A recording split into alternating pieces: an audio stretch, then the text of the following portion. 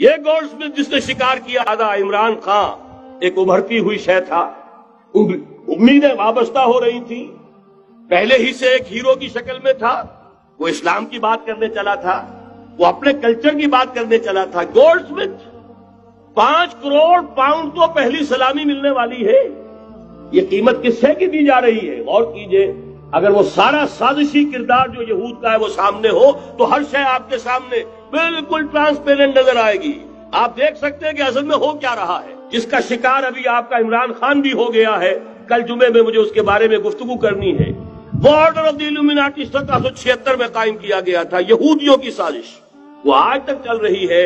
آج بھی یہودی ہے کہ جو اسلام کا خاتمہ اور مسلمانوں کو اپنے کمی کاری بنانے کے لیے ایک پورے ورلڈ آرڈر کا نقشہ بنا کر آ چکے ہیں، اور آج در حقیقت آپ کا اصل دشمن، میں بالکل اتفاق کرتا ہوں مولانا سے، اصل دشمن نمبر 1 میرے اور آپ کے اندر موجود ہے، میرا اور آپ کا نفس۔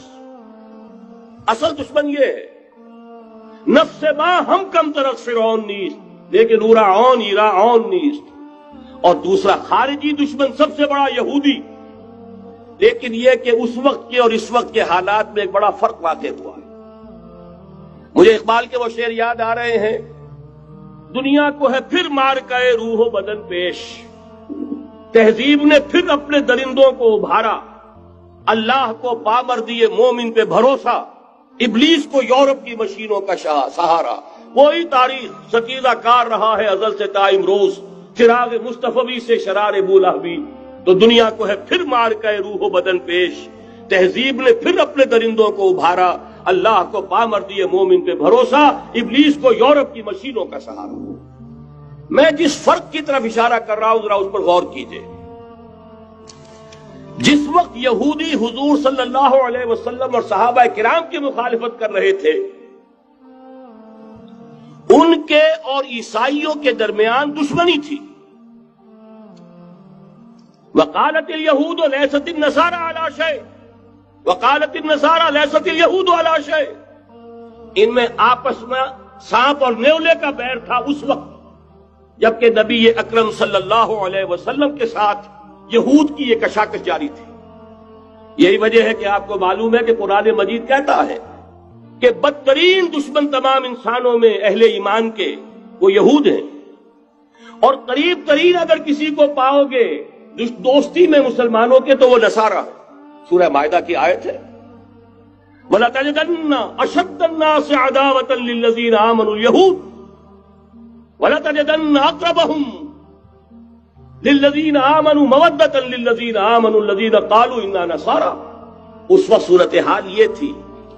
آج زمین و آسمان کا فرق واقع ہو چکا ہے، آج یہودی عیسائی پر مسلط ہو چکا، یہودیوں نے پورا عالم عیسائیت فتح کر لیا ہے، آج پورا عالم عیسائیت یہودیت کا اعلی کار بن چکا ہے۔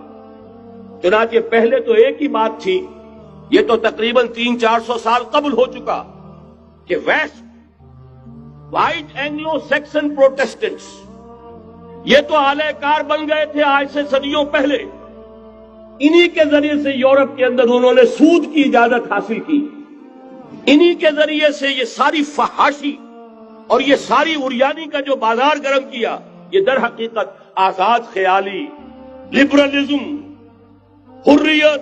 حریت فکر، حریت عمل، میں آزاد ہوں، میں ننگا جانا چاہتا ہوں بازار میں، آپ کون ہوتے روکنے والے؟ آپ اپنی آنکھیں بند کر لیں، ہم آزاد ہیں، ہم 2 مرد ہیں، شادی کرنا چاہتے ہیں، شوہر اور بیوی کی حیثیت سے رہنا چاہتے ہیں، آپ کون اعتراض کرنے والے؟ یہ سارا یہود کی سازش، اور آپ کو معلوم ہونا چاہیے جب تک پوپ کا کنٹرول تھا یورپ پر، یعنی ابھی کیتھولک جو عیسائیت ہے وہ غالب تھی، اس وقت تک پورے یورپ میں سود حرام تھا، کہیں انٹرسٹ کا کاروبار نہیں ہو سکتا تھا۔ یہ پروٹیسٹنٹس کے ذریعے سے اس کی اجازت حاصل کی، نتیجہ یہ نکلا، علامہ اقبال شاعر مشرق اس صدی کے آغاز میں گیا تھا یورپ، اور وہاں جا کر اس نے دیکھ لیا تھا فرنگ کی رگے جہاں پنجے یہود میں ہے۔ معاشی اعتبار سے یہودیوں نے پورے یورپ کے اوپر اپنا تسلط قائم کر لیا تھا، اور یہ یہودی کون تھے؟ روتھ چائلڈز، گولڈسمتھس، بہرحال مجھے جو دوسری بات کہنی تھی وہ یہ کہ یریدون لیطفئوا نور اللہ بافواہہم، اس وقت بھی یہودی تھا، آج بھی یہودی ہے، لیکن فرق یہ واقع ہوا ہے کہ اس وقت یہودی کے کنٹرول میں عیسائی نہیں تھے، بلکہ 1200 برس تک یہودیوں کے اوپر ظلم و ستم بلکہ ہوتا رہا عیسائیوں کے ہاتھوں، پورے یورپ میں پرسیکیوٹڈ تھے۔ انہیں اگر کہیں سہارا ملا مسلمانوں کے ذریعے سے اسپین میں ملا ہے۔ بن گوریان نے خود لکھا اپنی کتاب میں کہ ڈیورنگ دی ڈائسپورا، یہ ہمارا جو انتشار کا دور ہے 70 عیسوی سے جو شروع ہوا تھا، اس ڈائسپورا کے دوران our golden period is the period of Christian Spain، ہمارا سنہری دور وہی ہے جو مسلمان ہسپانیہ کا دور ہے۔ انہیں آرام ملا، انہیں پروٹیکشن ملی، انہیں عیش ملے، اور وہیں سے انہوں نے عیسائیت کے اندر نقب لگا کر اور وہاں سے اپنے راستے پیدا کیے۔ اور دوسرا کام یہ کیا، عیسائیوں کی عداوت کا رخ اپنی بجائے مسلمانوں کی طرف کر۔ یا رب فاجمعنی بكل الصحب والأحباب واكتب لنا أن ندخل الجنات بالريان۔